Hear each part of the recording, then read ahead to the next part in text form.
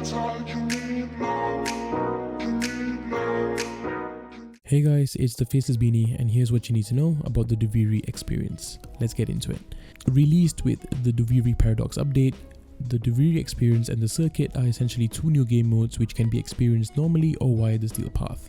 This video will cover the basics of the Duviri Experience. Having completed the Duviri Paradox quest, the Duviri Experience is a free roam extension of the quest which plays out with a structured mission with 6 bounty-like stages as well as several side quests scattered across the map.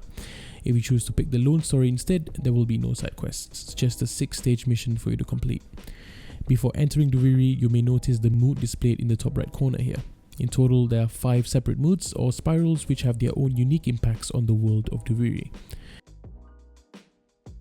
You're first taken to Teshin's cave, where you have to choose a loadout consisting of a warframe, a primary weapon, secondary weapon and melee weapon, as well as a separate melee weapon for your drifter. Keep in mind, if you join a squad via matchmaking, you won't get to choose your loadout, it will be randomized for you. At least one option from each category will be something you don't own, and thus if you pick these options, they will come equipped with a basic mod configuration. For the weapons and warframe that you do own, the strongest variant of each item will be picked, as in Frost Prime instead of Frost, and the Vandal or Prime variants of weapons instead of the regular ones. If you own them, your own mod configurations will be applied. As for the Drifter's melee, you'll have the Sun and Moon unlocked from the quest and 4 other options available as of now. You can either choose to purchase these other melees with Platinum or earn their blueprints with Pathos Clamps, a rare resource earned by completing the final stage of a Duviri mission. Lastly, you can have a look at your Drifter's intrinsics. These work the same way as Railjack intrinsics, in that you'll earn intrinsics while playing in Duviri and will be able to rank up each category up to rank 10, with each rank providing a separate improved perk.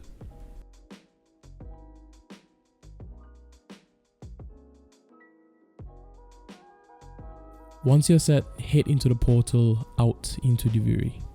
You can choose to focus on your mission objectives or partake in any of the various side quests available, such as kite races, playing the Shawzin, more feeding, conservation, and much more. Completing each of these side quests will grant you 3 intrinsics, various Duviri resources, as well as a decree. Decrees are buffs which apply to your drifter in your current session in Duviri. You earn decrees by completing mission objectives, side quests, and by surviving the Undercroft. Speaking of the Undercroft, it is worth noting that while in Duviri, you will primarily make use of your drifter, with access to your warframe and loadout only being granted upon entering the Undercroft, which forms part of the mission stages and is accessible through a portal. In the Undercroft, you'll use the warframe and loadout selected to complete a defense, survival, excavation, exterminate, or void flood mission, as you would outside Duviri.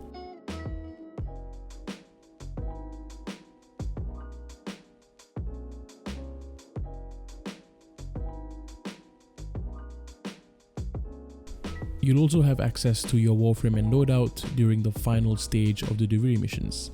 The final stage involves defeating an Auroworm. Defeating an Auroworm outside of the Steel Path is pretty straightforward and involves a few stages. Stage 1 requires you to use your kite and fly through the electric bubbles fired by the Auroworm to gain a speed boost and get close to the worm. Once close enough, you'll be prompted to latch onto the side of the worm and to keep moving upwards towards its head. Once close enough, using transference, you'll take control of the worm and send it through a portal to access the final stage of the fight. Here, you'll be tasked with taking down the worm's 3 bars of health with your warframe and loadout. You'll be provided with an arc gun to aid you in your quest, but do keep in mind that depleting each of the first 2 bars of health will result in Dax reinforcements being let loose on you.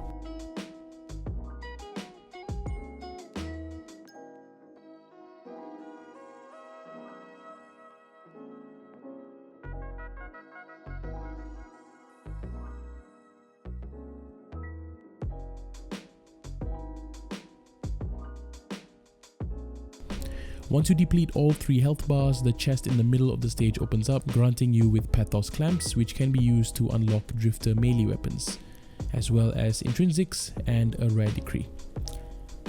Upon completion of this stage, you can choose to complete other side quests or simply extract. Now, regarding extraction, Reward progress in Duviri is saved upon earning a decree. So if you don't wish to complete the entire mission and want to keep your rewards earned, complete a side quest to earn a decree, then extract.